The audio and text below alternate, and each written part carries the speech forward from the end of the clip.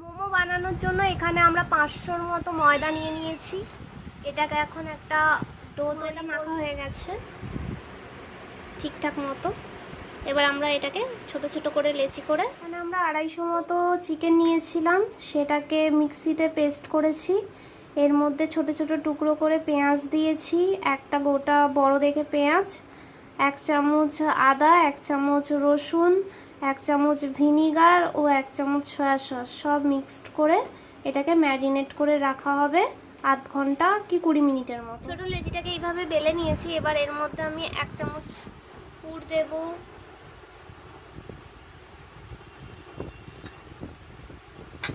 এবার এটাকে আমি মুড়ে নেব এইভাবে।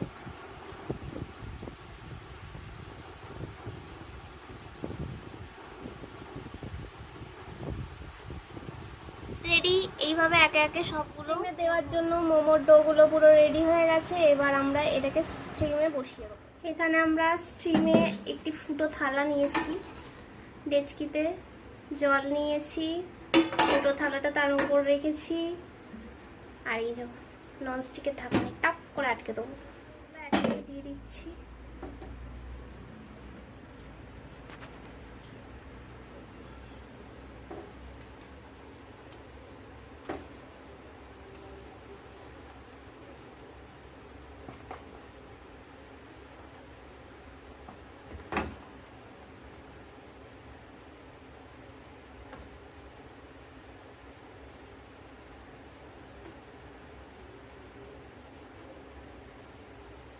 এবার ঢাকনা আটকে দেবো, ফুল স্পিডে দিয়ে দেবো।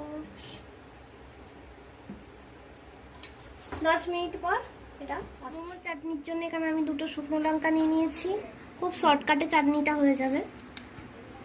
সস নিয়েছি, ম্যাগি সস, এর মধ্যে দিয়ে এটাকে এবার পেস্ট করে নেব। খুব ভালো খেতে লাগে, ঝাল ঝাল মিষ্টি মিষ্টি। মোমো রেডি হয়ে গেছে, চাটনিও রেডি। এবার দেখি কেমন খেতে হয়েছে।